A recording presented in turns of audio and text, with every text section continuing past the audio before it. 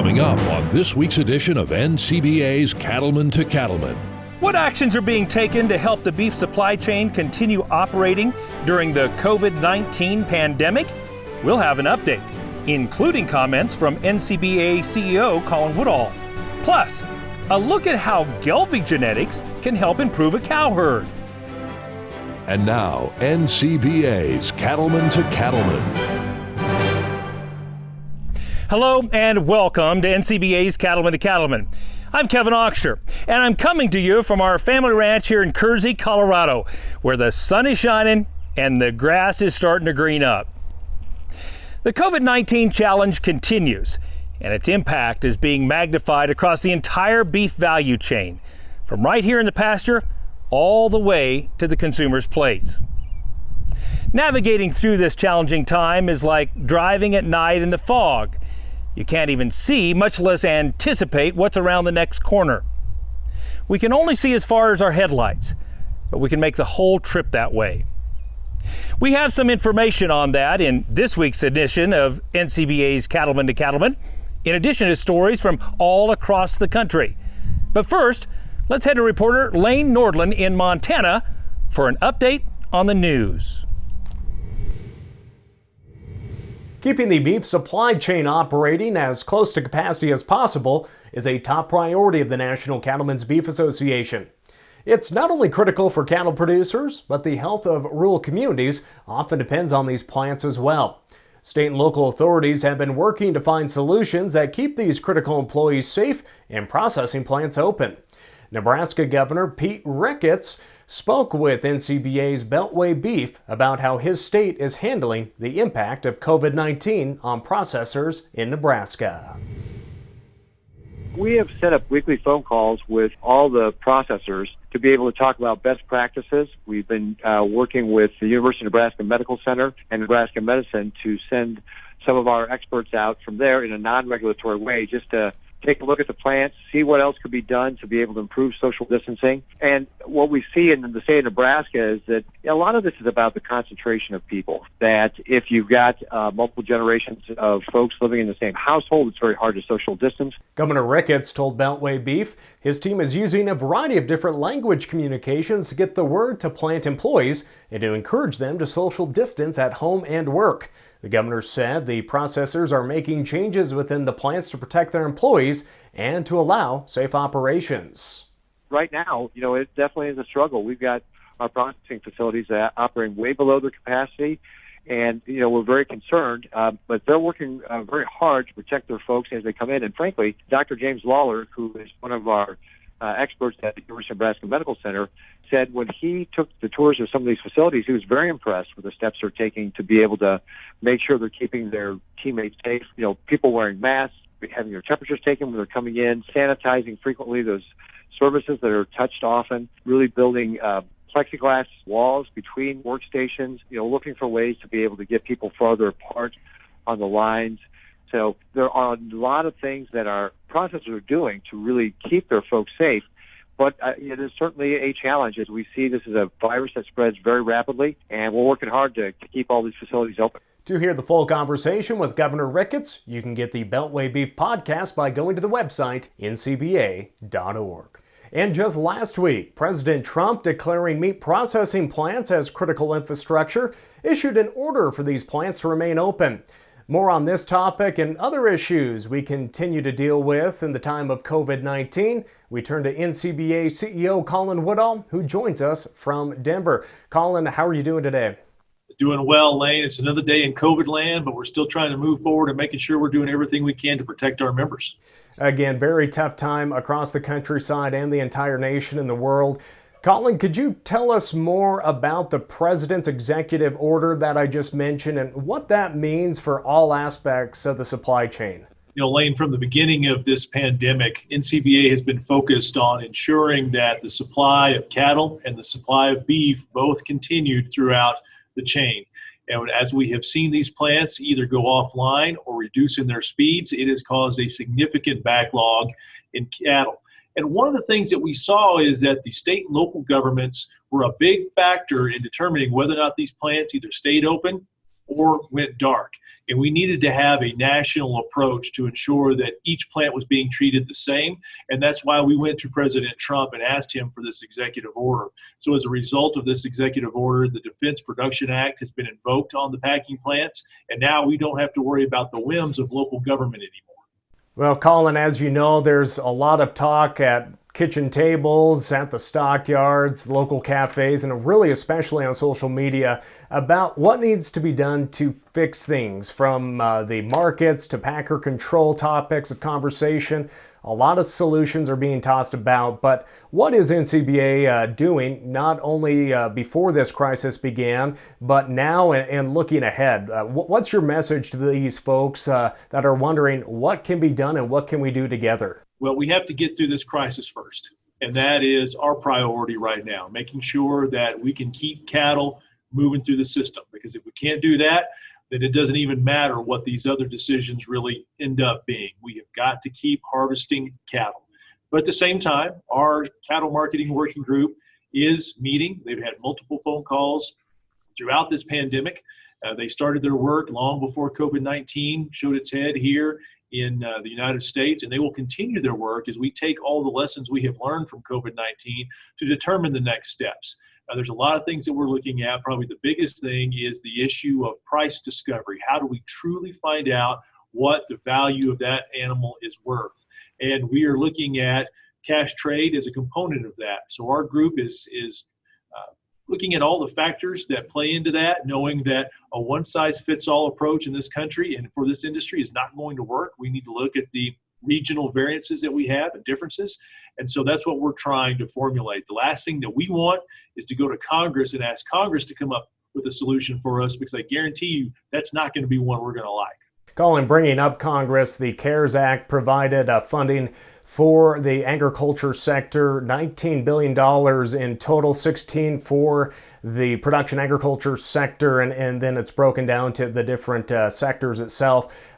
Can you give us an update on how that CARES Act funding is looking? A lot of producers are wondering when they need to be contacting the USDA service centers to see if they can apply for some of the livestock assistance that's a part of that relief bill. So unfortunately, this program has taken way too long to implement.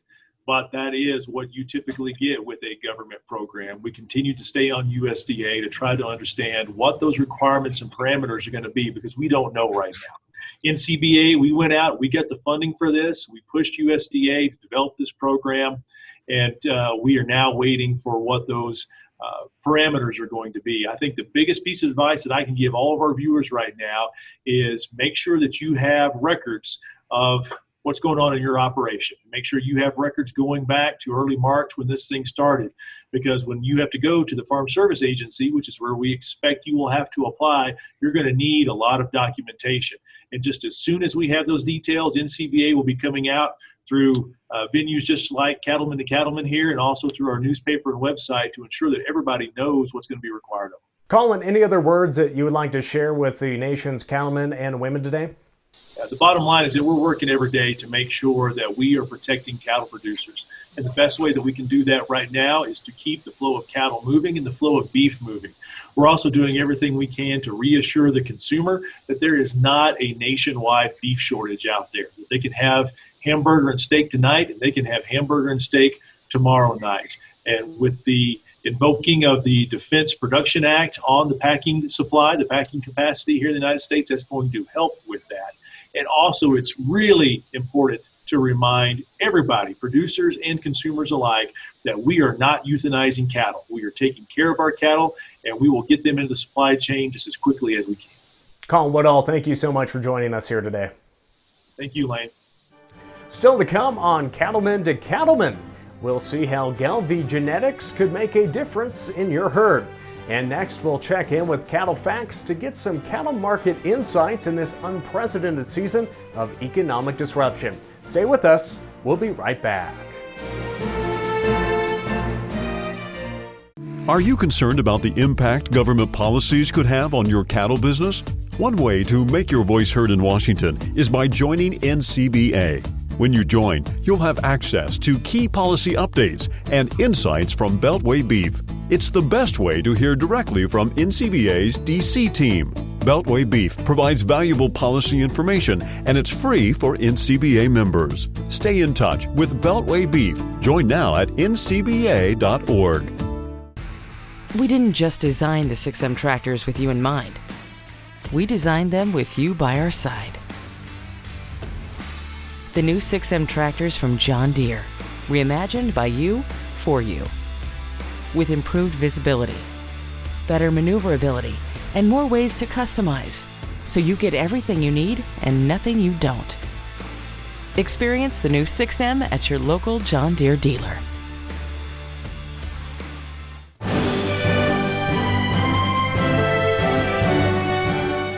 Welcome back to NCBA's Cattlemen to Cattlemen. I'm Russell Nemitz. You know, COVID-19 has certainly caused catastrophic impacts on cattle and beef markets here of late, with devastating shocks and challenges resulting in price changes and market behavior that's unprecedented. Those are the words of Oklahoma State University's livestock economist, Dr. Darrell Peel, in a recent opinion piece that he wrote for Drovers. He noted the U.S. cattle market and beef industry is probably the most complex set of markets on the entire planet, with producers constantly being called upon to change how cattle are produced to meet the different demands. Now, writing in Drovers, Dr. Peel cautioned that frustration with the marketplace has led some to call for changes to the beef production system that could have some unintended consequences. He said that some current proposals would add cost along with risk to the industry, therefore further increasing the differences between cattle and wholesale beef prices. Dr. Peel cautioned that a less efficient and higher cost beef industry would result in higher beef prices for consumers, making beef a less competitive protein industry. And now for more on the cattle markets, we turn to Dwayne Lenz with Cattle Facts. And first of all, Dwayne, as always, we appreciate you joining us here on Cattlemen to Cattlemen. You bet. Yep, glad to be here. Well, let's jump right into it. And why don't you start by giving us your perspective on the unprecedented cattle market situation that COVID-19 has created right now? Well, Russell, it's a mess. Prices are down. They are starting to stabilize, where they're at a lot lower level than anybody wanted to. That's creating a very unprofitable situation for feed yards, which is then spilling back to cow, calf, and stocker operators. So losing a lot of money. The system is gummed up. We just can't get cattle from feed yards through the packing house right now. That's backing up a lot of cattle in feed yards, and that's spilling back to the stocker deal. So it's a tough situation. Losses are piling up, and we're just going to have to work through this deal over time. Well, it certainly is a challenging time for America's beef cattle producers for sure, but I'm confident we will work our way through this current crisis that we're all undergoing. You know, with that said, some packing plants have been closing, others running at less than capacity. What's happening with the backlog in these market-ready fed cattle? Well, as you mentioned, we're backing up several 100,000 in here that we would like to have killed over the last 6 weeks. So they're staying in the feed yards right now. We do have some folks trying to change the rations back to more of a holding pattern. Beta agonists are being taken out of the cattle in several cases, but we're just kind of waiting for this packing house situation to clean up so we can move the cattle start moving them more into the packing houses. That's also creating a background problem coming off background grass, California grass, winter grazing areas, because we can't move those grass-ready cattle that have been on these programs into feed yards until we start opening up some space in the pens. So it's kind of a twofold deal. We can't get them out to packers, and we can't get the grass cattle into feed yards at this point. Just a crazy time for sure. You know, at the same time, calving is well underway in a lot of parts of the country, as is spring planting, but beef demand remains relatively strong. So if we can weather through this current COVID-19 storm, are there some signs that we can maybe begin to dig ourselves out of these holes? I think so. And again, it's going to take a while, but we expect starting this week that we're going to start seeing more cattle move through packing houses, which is going to be the start. These markets seem to have stabilized through all the segments right now. So maybe we're cheap enough here for a little bit.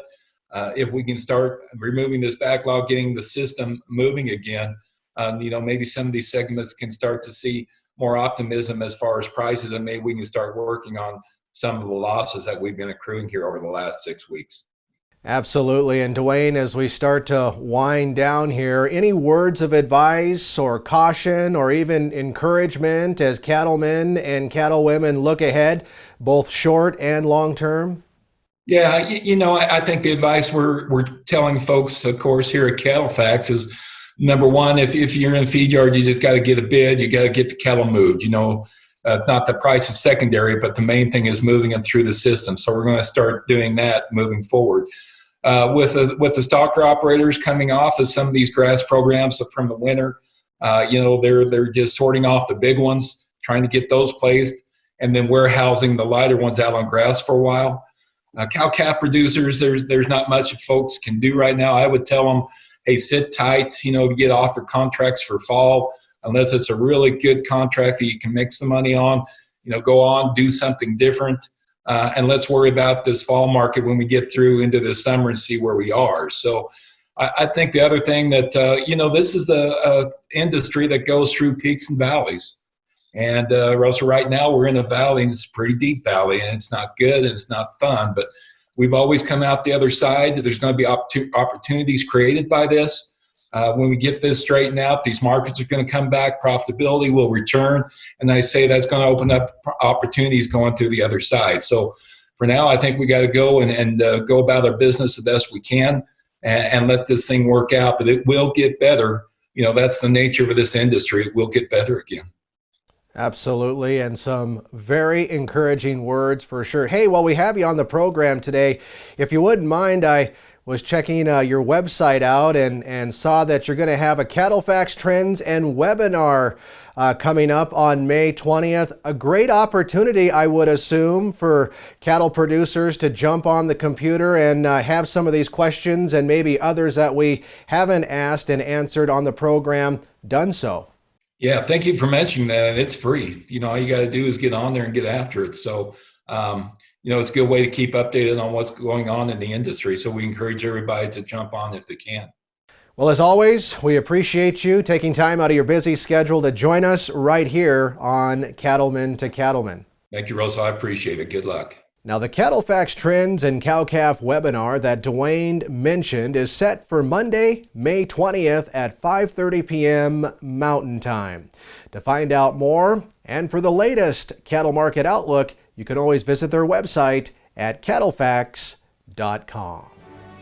Well, there's more of NCBA's Cattlemen to Cattlemen coming up. Stay with us. Case IH is proud to grow the century-long Farmall legacy by introducing the Farmall Utility 75A tractor. More comes standard on this economy-level tractor, giving you the features and performance you need without the additional costs. FPT patented engine and emission solutions require no regeneration, so you can keep your tractor running longer.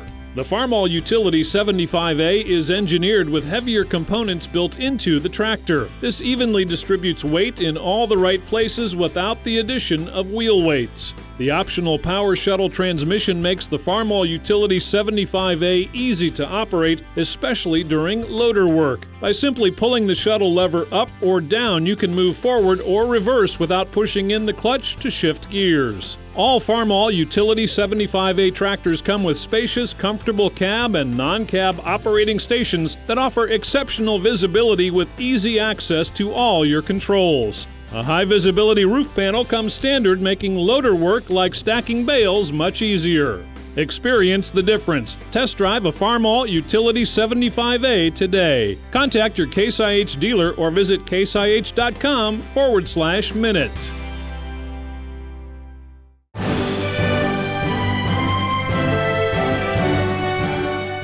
NCBA takes a lot of pride in being an organization where policy begins at the grassroots level. Cattlemen to Cattlemen reporter Matt Fleck has an example of this with a closer look at the NCBA policymaking process. NCBA policy begins and ends with cattle producers in their county and state organizations. So when Oregon producers were concerned about the potential for problems with beef labeling, they got together and addressed it. We had some producers from Harney County that wanted to bring a resolution forward because they were concerned that beef was being as little as just repackaged and then labeled as product of the United States. The issue and concern was mislabeled product that had product of the USA on it, and whether that was verified product, where it was actually from the USA or from another country or what it was. And that's where we all started. It was an important enough issue that we brought that forward to the NCBA, the summer business meeting in 2019, to the International Trade Committee. And at that point, frankly, we got a fairly little amount of pushback from even before the committee meeting, and there were a lot of people that were concerned, what's this going to do as far as international trade ramifications? Is this going to be a WTO issue? And it was a little bit of an uphill swim to get people to understand this is not a cool thing. This is just, if you're gonna label it, we want it to be right. As a result of the discussion on beef labeling in NCBA's International Trade Committee, a working group representing all industry sectors was formed to dig deeper into the issue. Their directive? To report back to the committee at the annual Cattle Industry Convention on their findings. So for the International Trade Committee, we were tasked with investigating some concerns about transparency in labeling. For a while, some producers have been concerned that foreign product was being brought to the United States and relabeled or mislabeled as a product of the U.S. And so we were tasked with looking into this and finding out if this is an issue, and if so, what can the NCBA do to address it? We did have producers from all over the country and from all sectors of the industry as well. There's cow-calf guys and feedlot guys and packing house guys and auction yard guys. And, everybody was involved in that, and everybody had really good input. And the being able to look at this issue from a 360-degree angle was really important for making sure that it was going to be an outcome that worked for all of the sectors, because as a cow-calf guy, I don't know what a feedlot guy is going through, and it was important to have all of that so that we could come up with a product that really worked for the industry. This kind of showed me the importance of our grassroots mentality within NCBA. We have to have this grassroots. It has to come from our local, state associations on up, and this is what it did. And I really thank Oregon for bringing this to our attention. From our research from USDA, we found that there was a problem. If a product was processed in the United States and had a USDA process label on it, it could slap that product of USA label on the product. So we knew we had a problem. It was our job to engage directly with USDA, to engage with the retail sector and with the rest of the supply chain, just to get a better idea of what is going on. What we found is that there are some instances where some labels are questionable, but we still don't know the extent of the problem, and so that was one of the things we wanted to look into, is to find out, is this isolated or is this a much larger issue? But even with that, the working group decided that the NCBA needs to engage directly with USDA and find out what we can do to make sure that any of that product that carries a product of the USA label is verified. At the same time, we have international trade obligations that we have to respect, and we don't want to do anything that could potentially violate the WTO and trigger retaliation. And so this is a very sensitive issue. It's something of importance, and that's why it was such a priority for the International Trade Committee. And the solution we came up with was to have, if it has a product of USA or any other description of origin on it, that it goes through a verified process. And we already have that verified process within AMS. It's called PVPs, and that's where we ended up. Our policy proposal, and Oregon is going to bring its proposal back up, and it's going to state that we now want, if it's a product of origin label, a voluntary label, We want to know some type of verification program using our verification system. We already have it in place with AMS. Today's meeting was a success because it not only gave staff further direction, but it also sent a clear message of what NCBA's policy is, and that is NCBA is going to support voluntary labels, but we want to make sure that they're verified. We want to make sure that there's truth in the labeling, and that our beef that we do such a good job raising is properly marketed, and that no one else can claim to be a product they're not, and that is U.S. beef. So this is a success for NCBA. It's evidence of the grassroots direction and the producer-led framework of the organization. The goal of NCBA has always been and will always be to provide a path for grassroots voices to be heard and policy to be formed based on industry collaboration. This process allows NCBA staff to carry out the directives of its members. I am very comfortable with the process that we went through here.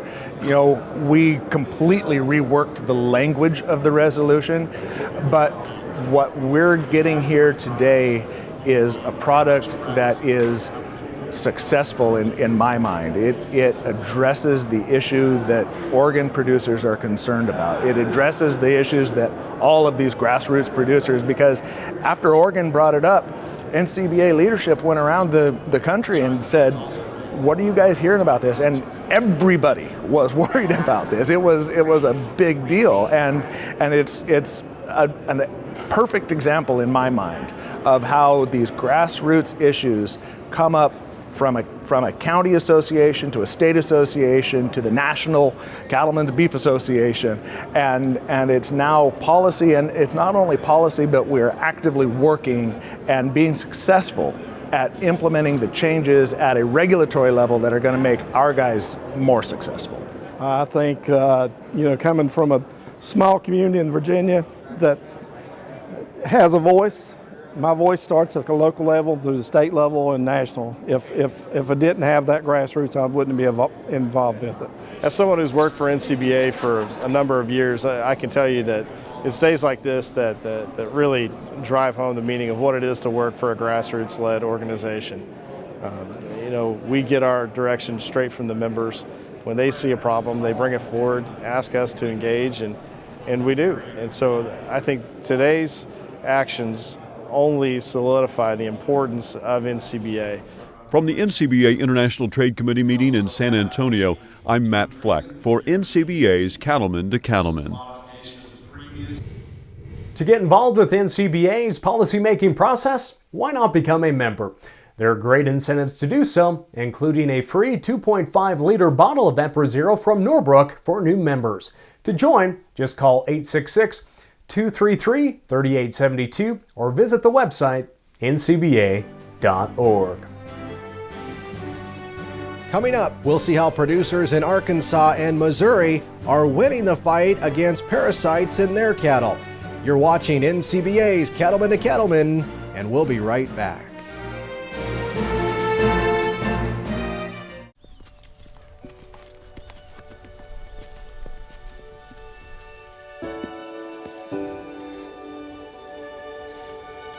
Grass is the center of our universe. So everything revolves around that. We've got to have a grass program that we can count on and plan on. What we need is an effective herbicide that can kill the weeds. That's what we need to sustain us, to keep us growing, to keep us prospering. We grow our own cows. We like selling them, not buying them. I'm Tommy Brandenberger, and along with my wife, we're cow-calf producers.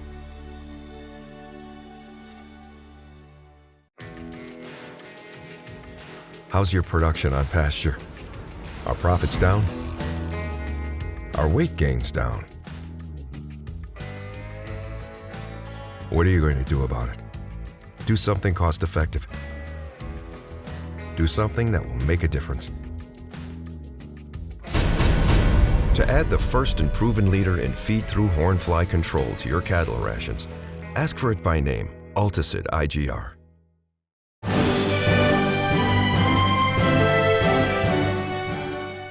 While raising cattle and combating parasites go hand in hand. However, producers don't have to sit back and let the parasites take what they want and rob cattle performance and profit potential.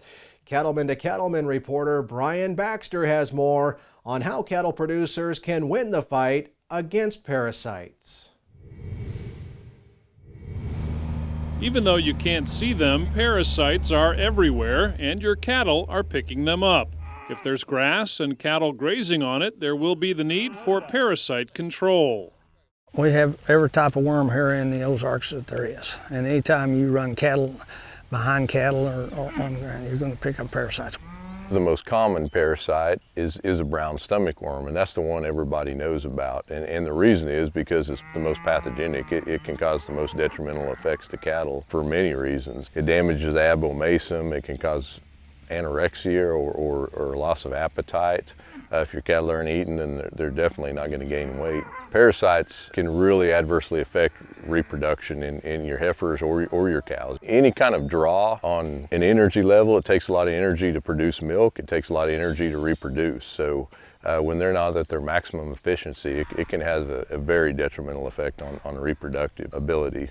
A calf that's got full of parasites, number one, is not very healthy. So therefore, he's more likely to get sick on you, and then you're back into using expensive antibiotics. We want to keep the worms knocked out of these cattle so they'll perform at their maximum. Treating animals with a dewormer can have a huge impact on your herd's health. That's why it's important to use the right product at the right time. It's very important to treat parasites for many reasons. In your cow-calf herd, to treat your calves, your vaccines will work better because they have a better immune system, but of course they're going to grow better. A cow in better body condition will breed back better. That's been proven many times. We deworm to get rid of the parasites for the performance, for the growth performance and to keep the health good on the cattle. The more healthier you have the cattle, the better they can face the challenges there of getting sick. Timing is very important for treatment of parasites, and especially depending on the time of year. In the fall, usually you treat your cattle for parasites because they stop parasite transmission. Only about 5 to 10% of the parasites are actually found in the cow or the calf or the stocker calf. Most of them are out on pasture in fecal form or out on the grass. In the spring, usually people should treat for parasites at turnout. Now this is different. They need to work through their veterinarian or their animal health supplier and figure out the best timing to treat for parasites. And hopefully they use a dewormer that has a certain amount of persistency. That way they can continue keeping those animals parasite free for a period of time after turnout, because the minute you turn them out, they're going to start picking up parasites. One tool producers can turn to in the fight against parasites is Cydectin Poron from Bayer Animal Health. Cydectin has a unique active ingredient that kills parasites longer and is available in 2 formulations. The active ingredient in Cydectin is moxidectin, which the reason that's important is very unique in its properties. It's different than your other Poron dewormers. It's actually a different class of wormer. It gets in the fat, and it's very specific on many internal parasites that some of the other dewormers aren't as specific against. Since Cydectin Poron is lipophilic, that means it stays in the body longer. That's what makes it persistent, is its lipophilic properties, which is very important, especially in the spring and the summer when you want to kill parasites for a longer period of time. Persistency is important because it's going to decrease the number of treatments that you need, but actually it's going to extend your dewormer. If it lasts 28 days, that means you have 28 additional days of deworming with 1 dose. And it keeps those cattle parasite free for a longer period of time. We use Cydectin Poron because it's easy and it works.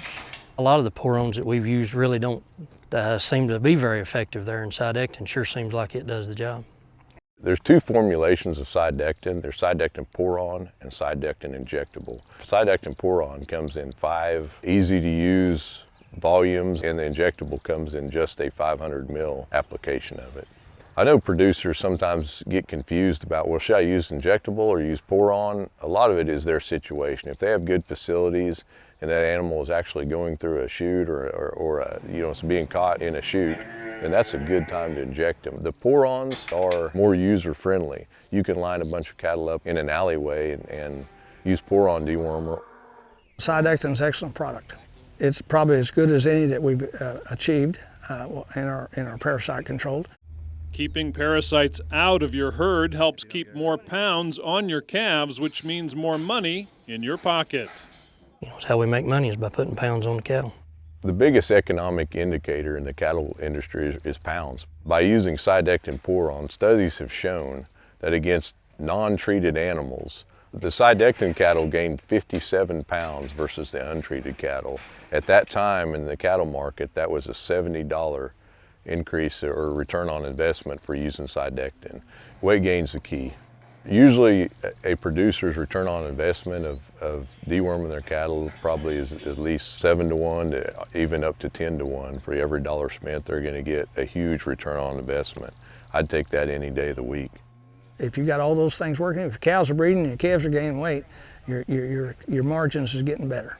And healthier, better performing cattle are exactly what producers everywhere are aiming for. I'm Brian Baxter reporting for NCBA's Cattlemen to Cattlemen. For cattle producers, treating parasites in your herd is key to preventing production losses. For more information about parasite control techniques and proper use of Cydectin and Bayer's other products, visit BayerLivestock.com.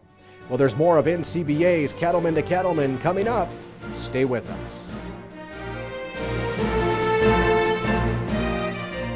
What does it mean to be an American cattleman? It means you have what it takes where it counts, on the inside. At Ritchie, we understand that. It's what's on the inside that defines us. We share the same values: ingenuity, commitment, sense of pride. These are the values that built this country. They're the values that built this company. Ritchie, proud to be a partner to the American cattlemen since 1921. Join the National Cattlemen's Beef Association. NCBA is the oldest cattle industry organization, working every day to defend your interests in Washington, D.C. And there are big benefits to being a member. You'll get news you can use in the National Cattlemen and policy updates from Beltway Beef. Plus big discounts from John Deere, Cabela's, and more great partners. Join now. Call 866-233-3872 or sign up online at ncba.org.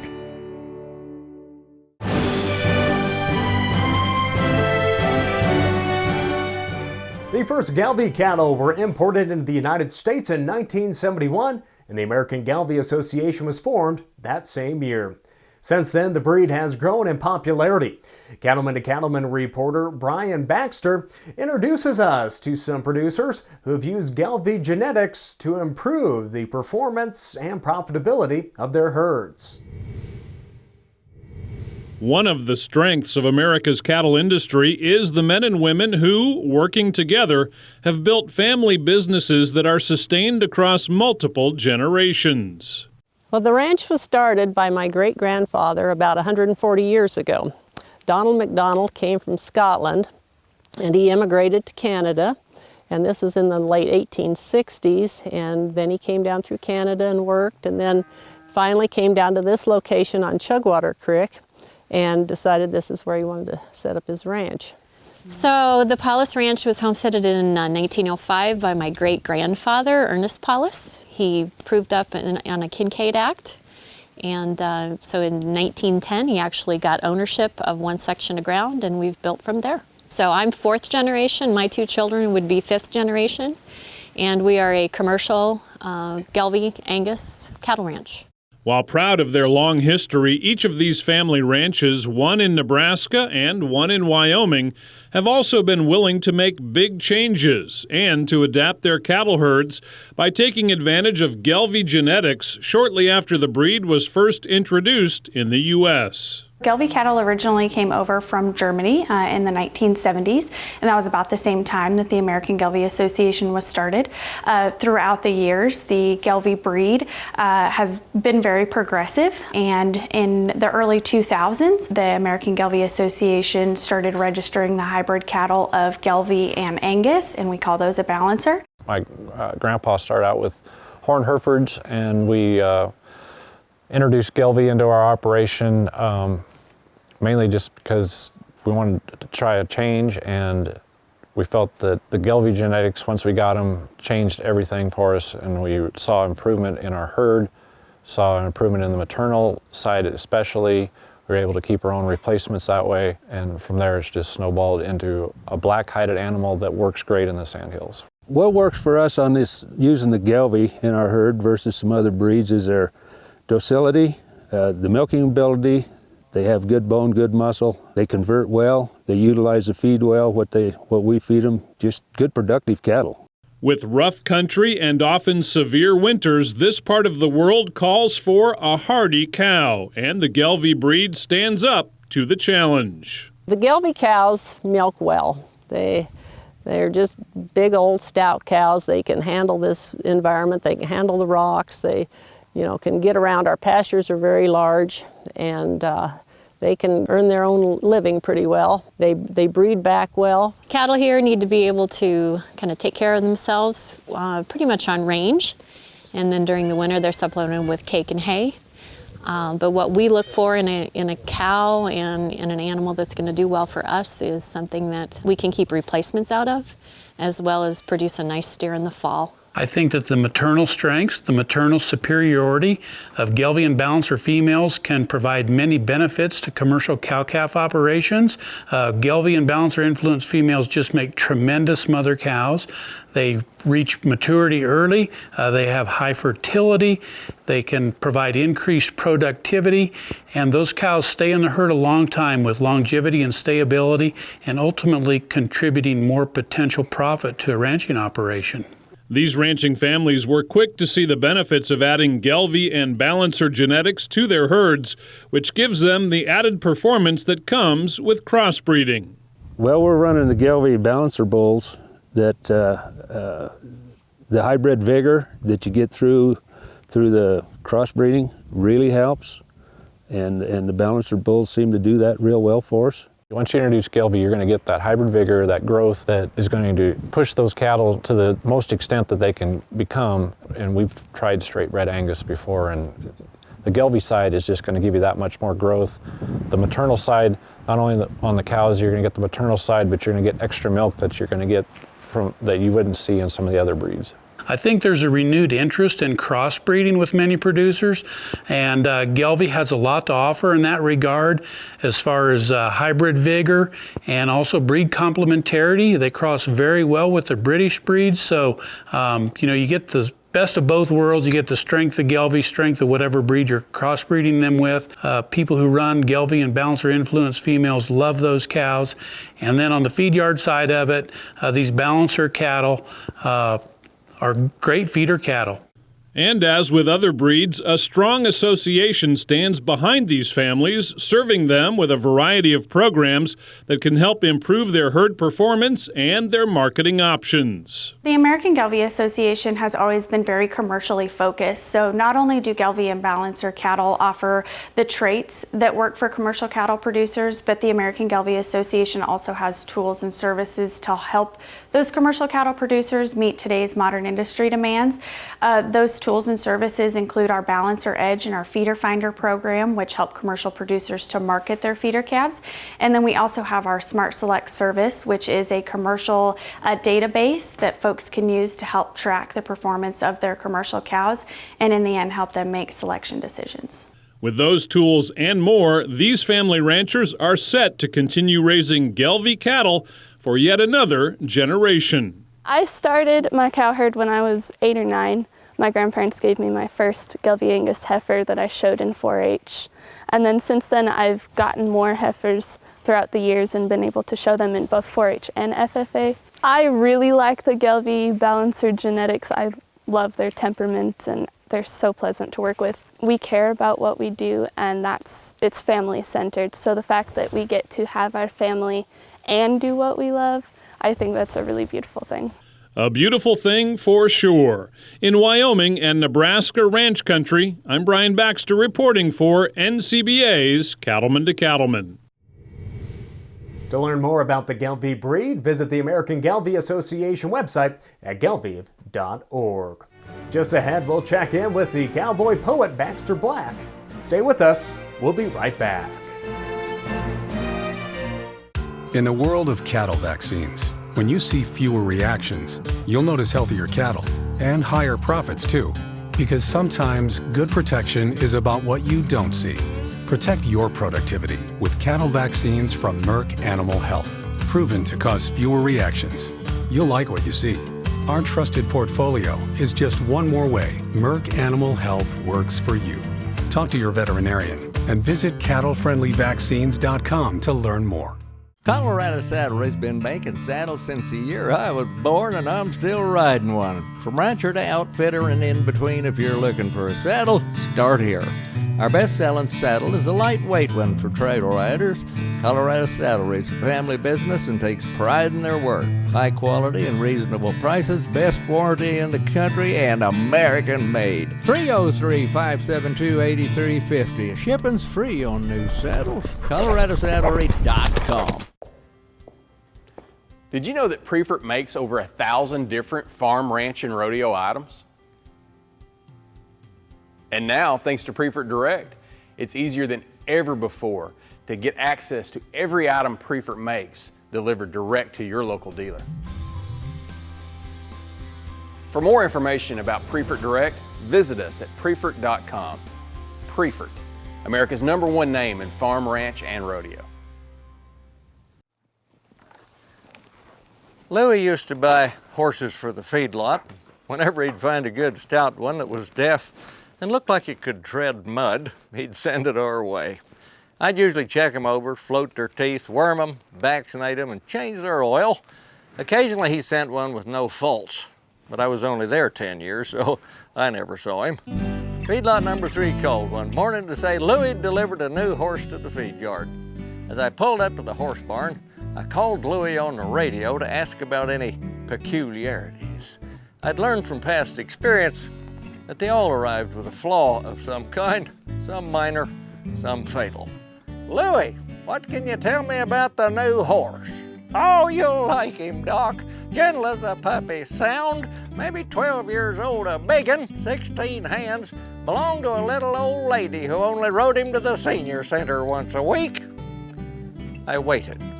Oh, by the way, he's a little hard to catch. In the first pen stood old Whitey. He had a gentle look in his eye. I walked right up to him. He backed off. I coaxed, wheedled, cooed, and clucked him round and round the corral. I finally ran out of patience, threw down the halter, and got out my rope. Now, although there are exceptions, most vets are not good ropers. It's like giving a typewriter to a cephalopod. I roped a post, the hay rack, the back rubber, the barn door, the 2 horses with him, and finally caught him astraddle the water tank. Years later, I still haven't learned my lesson. To this day, I carry a rope and act like I can use it. Dr. Huey, down in Tennessee, is smarter than me. He went out to look at a old tobacco farmer's sick calf. He's in the pasture, Doc. I'm busy, but you're young. You can catch him. Huey dug his rope out of the truck and started swinging it. He knocked the old man's hat off before he finally hung up on the pickup mirror. You any good with that? Asked the old man suspiciously. No, but it don't make any difference, says Huey. I charge $1 a throw whether I catch him or not. The old man yelled over his shoulder, Leroy, get out there and catch that calf for the good doctor. This is Baxter Black from out there.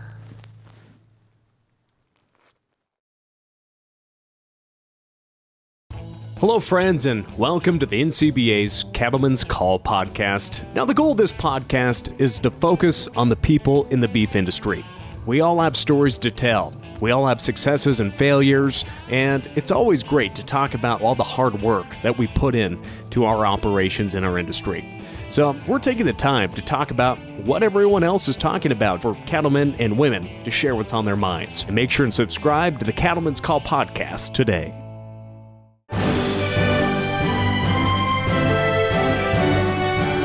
Welcome back to NCBA's Cattlemen to Cattlemen. You know, we're at the tail end of calving season here on our ranch, but for many, calving season is in full swing. And I don't know about you, but for me, when I get up in the morning and drink my coffee and read my morning's news feed, It's pretty easy to get discouraged. But one walk through these calves changes my attitude and outlook on life. A walk through the pasture in the morning helps me to remember to be thankful and hopeful.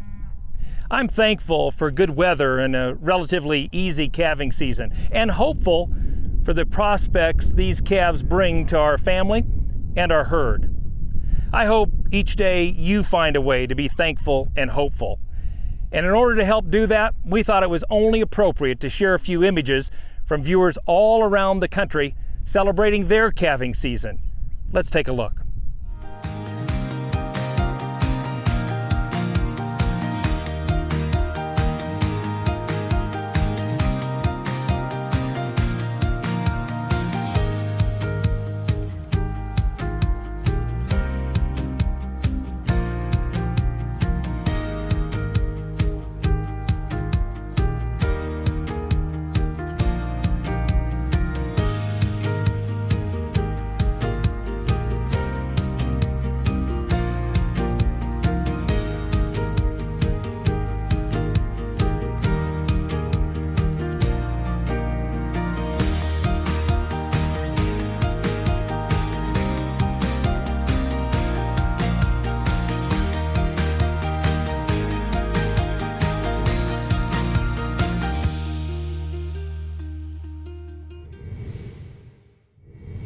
When you're in the middle of the pasture, it's not too hard to social distance. But even as our society practices social distancing to manage our way through this pandemic, I encourage you to stay connected to your faith, your family, and your friends. And I hope you'll continue to turn to NCBA's Cattlemen to Cattlemen for the news and information you need to not just survive, but thrive in the days and weeks ahead. That's our time for now. I'm Kevin Ochsner, and I'll see you next week right here on RFD TV.